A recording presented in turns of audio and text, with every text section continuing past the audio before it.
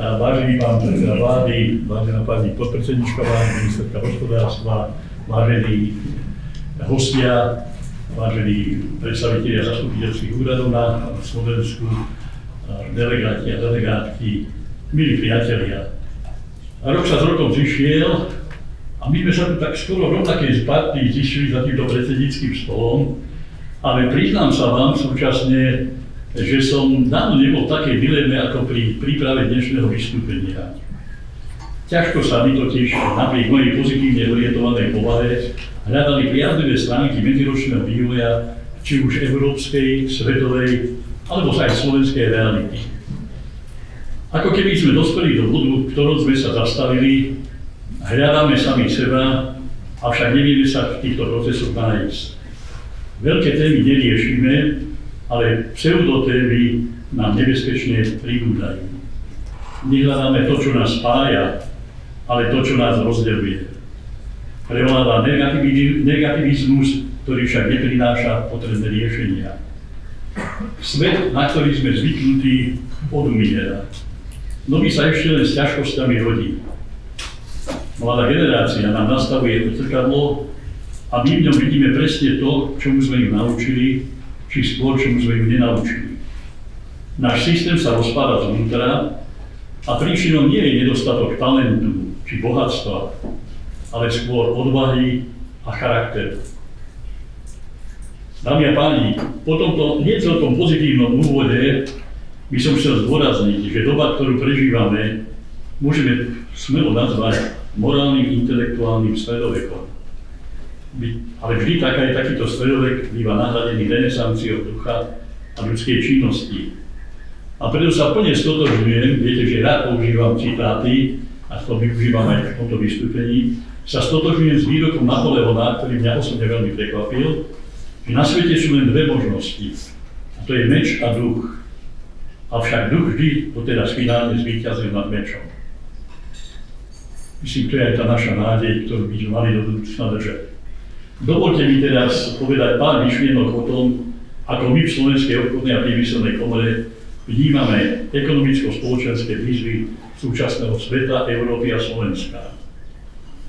Globálna ekonomika sa zmieta v neistote a obavách z blízkej budúcnosti a z toho vyplýva aj postoj k riešeniu vzniknutých problémov. Spoločnosť a svet sa stále viac a viac polarizuje. Najväčšiu dynamiku vo svetovej ekonomike zaznamenávajú náklady na zbrojenie, či ako sa populárne hovorí, na obranu. Podľa známeho a uznávaného inštitútu Stockholm International Peace Research dosiahli výdavky na zbrojenie najvyššiu hodnotu v histórii. Globálne vojenské výdavky vzrástli medziročne v roku 2025 o 2,9% a dosiahli astronomickú úroveň $2,887 bilióna. Pritom išlo konzekutívne už o 11. rok rastu týchto nákladov za sebou. Len za poslednú dekádu roku 2016 až 2025 sa svetové výdavky vojenského charakteru zvýšili o 41%, čo predstavuje $352 na jedného obyvateľa planety ročne, aj toho, ktorý sa ešte dneska narodí. Členské krajiny NATO sú výrazne dominantné s výškou $1,581 bilióna, čo predstavuje 55% celosvetových výdavkov na zbrojenie, z čoho Spojené štáty americké predstavujú 954 miliárd, čo je 1/3 celosvetových nákladov na zbrojenie. Na porovnanie na druhom mieste je Čína s 339 miliardami dolárov, tretie Rusko so 190 miliardami dolárov. Otvorene si musíme povedať, že ďalšie pokračovanie v tomto rastúcom trende môže znamenať militarizáciu významnej časti svetovej ekonomiky. Dámy a páni, sme svedkami rúšania sa doterajšieho systému medzinárodných vzťahov a zatiaľ sa nečaká ten budúci. Do toho vstupuje významne nový prvok, ktorým je umelá inteligencia, so všetkými možnými, tak pozitívnymi, ako aj negatívnymi faktormi a rizikami. Centrum globálneho ekonomického vývoja sa jednoznačne posunulo do ázijsko-pacifickej oblasti, to znamená od arabského poloostrova cez Indiu, juhovýchodnú Áziu až po Čínu, a na druhej strane pacifické pobrežie Spojených štátov amerických. Ešte jedno číslo globálne. V roku 2025 bolo celosvetovo podaných 3,7 milióna patentových prihlášok, z toho takmer 50% pochádza z Číny. Nasledujú Spojené štáty americké, Japonsko, Južná Korea a potom sa objavuje prvá európska krajina, Nemecko a India. Jasne sa ukazuje, že súčasný model usporiadania medzinárodných vzťahov je z dlhodobého hľadiska nielen neefektívny, ale aj neudržateľný. Že poďme bližšie ku nám domov do Európy. Európa je rozdelená možno viac ako počas studenej vojny. Európa sa stala bojiskom, snáď aj najväčším od druhej svetovej vojny. Európa, a poviem to teraz takým mládežníckym termínom, je jedným z najväčších lúzrov vývoja od začiatku tohto storočia. Pritom práve Európe sa v duchu politiky détente druhej polovici 20. storočia a rušenia dopadov studenej vojny otvoril obrovský priestor pre jej ďalší rozvoj, založený na pomerne vysokej intelektuálnej úrovni jej obyvateľov a aj historických skúseností a poznatkov v oblasti vedy, techniky či priemyslu.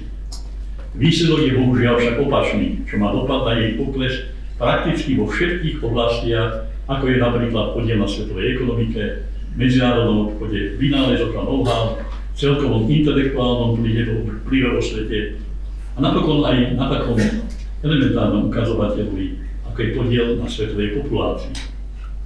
Európa, a to je veľmi vážne varovanie, z pohľadu ľudských zdrojov nie je schopná zabezpečiť ani jednoduchú reprodukciu svojho obyvateľstva. Európa je dnes prakticky vo všetkých kľúčových oblastiach ekonomiky výrazne závislá od vonkajších zdrojov. A myslím si, že zle sme pochopili aj samotný zmysel európskej integrácie.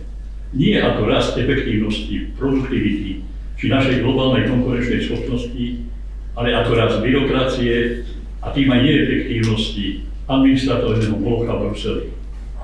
Žijeme v Európe nad pomery a sami seba presviečame, že toto je tá správna cesta, čomu však dneska veria už najmä bruselskí politici a úradníci. Dôkazom je aj taká jednoduchá skutočnosť, že napriek výraznému rozšíreniu Európskej únie o krajiny strednej a východnej Európy začiatkom tohto storočia došlo súčasne k významnému poklesu podielu Európskej únie na globálnom HDP z 21,6% v roku 2000 na približne 14% v súčasnosti. Je to dôsledok toho, že v Európskej únii má regulácia prednosť pred inováciami, dohľad pred tvorivosťou.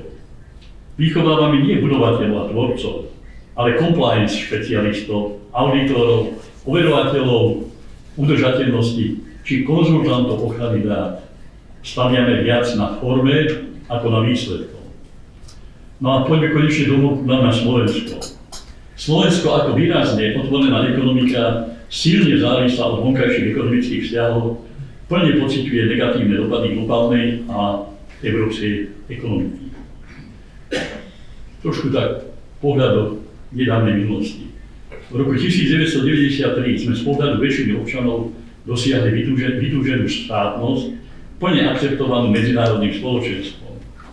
Avšak namiesto toho, aby sme využili tento historicky nesporne pozitívny moment na zjednotenie vlastných síl a svojho potenciálu, začali sme sa hádať, dokonca vzájomne nenávidieť a čo je najsmutnejšie, že radi chodíme na seba žalovať, najmä do Bruselu. Za života jednej generácie sme oslabili v mnohých oblastiach ekonomickej výkonnosti či konkurenčnej schopnosti. Avšak najväčšie straty vnímam v oblasti ľudského potenciálu, ktorý v celej našej histórii výrazne dominoval a ktorý, a to si povedzme otvorene, umožnil našim predkom nielen prežiť, ale sa aj primerane rozvíjať. Slovensko investuje do vzdelania mladej generácie nemalé prostriedky. A je veľmi správne, že rozpočtová kapitola Ministerstva školstva, výskumu, vývoja a mládeže je najsilnejšia v celom štátnom rozpočte Slovenskej republiky. Avšak táto investícia sa po jej realizácii bohužiaľ presúva za hranice tejto krajiny. Čiže my znášame náklady, ale benefity berú iní. To je prípad prakticky všetkých krajín strednej a východnej Európy. Je to však aj výsledok našej politiky, či nie schopnosti riešiť tieto otázky v rámci Európskej únie, ale niečo to naznačuje aj stratu perspektívy a demotiváciu tých, ktorí by dnes či zajtra mali byť hybnou pákou tejto spoločnosti. Dámy a páni, štát nesmie byť o záujmoch jednotlivých vplyvných skupín, ale o záujmoch krajiny, jej občanov, ekonomiky a jej budúcnosti. Preto je možné pozitívne hodnotiť, že sa koalícia začala vážne zaoberať opatreniami, ktoré majú priniesť ekonomický rast a viaceré z nich len minimálne by mali zaťažiť či obyvateľstvo alebo podnikateľský sektor. Bohužiaľ, tieto opatrenia prichádzajú s určitým oneskorením a naviac v blížiacom sa predvolebnom období, ktoré, ako vždy, znemožňuje prijatie opatrení majúcich síce zásadný dopad, ale v dlhodobej perspektíve. Z pohľadu potrieb slovenskej ekonomiky a jej konkurenčnej schopnosti je potrebné riešiť najmä nasledovné výzvy, ktoré však jednoznačne presahujú dimenziu jedného volebného obdobia. Poprvé, podnikateľský sektor na Slovensku pracuje v podmienkach prebujnelej verejnej správy, nadmernej administratívy a navyše stále početne rastúcej. Jej výsledkom je, že štát za prostriedky, ktoré získava prostredníctvom daní, odvodov a poplatkov, najmä od podnikateľského sektora, neposkytuje celkom adekvátne a primerané služby pre jeho činnosť, porovnateľné so situáciou v iných krajinách. Po tejto neefektívnej správe výrazne prispieva aj neprimerané územnosprávne rozdelenie, až neprimerane rozdrobené, tým aj náročné na počet pracovníkov. Aj keď je absolútne zrejmé, že náprava vyžaduje široký politický a spoločenský súhlas, je treba s diskusiou o tejto úprave čo najskôr začať. Súčasný stav je brzdou vo viacerých činnostiach, mimo iného aj pri využívaní zdrojov Európskej únie. Avšak aj bez legislatívnej podpory je možné už dnes realizovať zlučovanie viacerých malých obcí, zvyšovať tak efektívnosť ich správy. Po tretie, razantnejšie pristupovať k požiadavke na zmenu súčasného systému stanovovania cien energií. Nie je predsa možné, aby krajina ako Slovensko mala na jednej strane nízke vlastné výrobné ceny elektrickej energie, vyrábané naviac vo väčšine prípadov ekologicky, a domáci odberatelia platili výrazné vyššie finálne ceny. Po štvrté, v zahraničnej politike by slovenská vláda mala výraznejšie zdôrazňovať nutnosť zastavenia hospodárskeho úpadku Európy a vrátiť sa k pôvodnej filozofii hospodárskej spolupráce celého kontinentu, zastaviť stále výraznejšie delenie na dve Európy, presadzovať zmenu európskej migračnej politiky a preferovať využívanie domácej pracovnej sily. Po piate, v oblasti vzdelávania je potrebné na celoeurópskej úrovni požadovať kompenzácie nákladov za štúdium v prípade odchodu absolventov hlavne vysokých, ale aj stredných škôl do zahraničia. Počet vysokoškolských vzdelávacích inštitútov je absolútne neadekvátny a neprimeraný v krajine, ako je Slovensko, a je jedno z príčin až úbohej úrovne absolventov a tým aj hodnotenia slovenských vysokých škôl ako vzdelávacích inštitúcií v medzinárodnom meritku. Po šieste, rozvoj našej ekonomiky nie je možný, a to aj napriek úsiliu vlády o konsolidáciu verejných financií, bez zníženia daňového odvodového zaťaženia, čo je základná požiadavka členov Slovenskej obchodnej a priemyselnej komory. V rámci týchto opatrení považujeme za potrebné aj účelné, najmä zrušenie dane z finančných transakcií. Po siedme, v spolupráci s Asociáciou kritickej infraštruktúry Slovenskej republiky požadujeme zaviesť systematické sledovanie dodávateľského reťazca prostredníctvom vybudovania Inštitútu pre výskum kritickej infraštruktúry. Cieľom je zachovanie základných služieb podľa príslušných zákonov o kybernetickej bezpečnosti, systematické mapovanie kritických závislostí slovenských firiem, postupné smerovanie k sebestačnosti vo vybraných segmentoch hospodárstva a plánovaná diverzifikácia dovozov surovín, komponentov a technológií.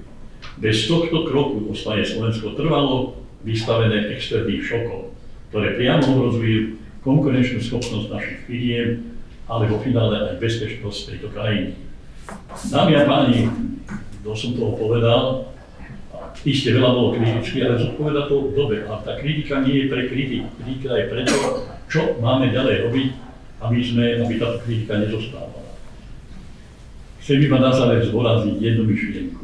Máme spoločnú a nedeliteľnú zodpovednosť. Pretože, a znovu teraz si použijem slova klasika, slovami Marka Aurelia, bezprávia sa často dopúšťa nielen ten, kto niečo robí, ale aj ten, kto nerobí nič. Vážený pán premiér, pani ministerka, dámy a páni, ďakujem vám za pozornosť.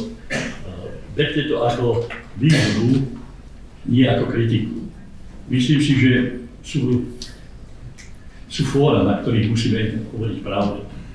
A nie preto, aby sme jeden druhého zhadovali, nie preto, aby sme jeden druhého kritizovali, ale aby sme hľadali účinné riešenia stavu, v ktorom sa táto spoločnosť, táto ekonomika a títo občania nachádzajú. Ďakujem vám za pozornosť.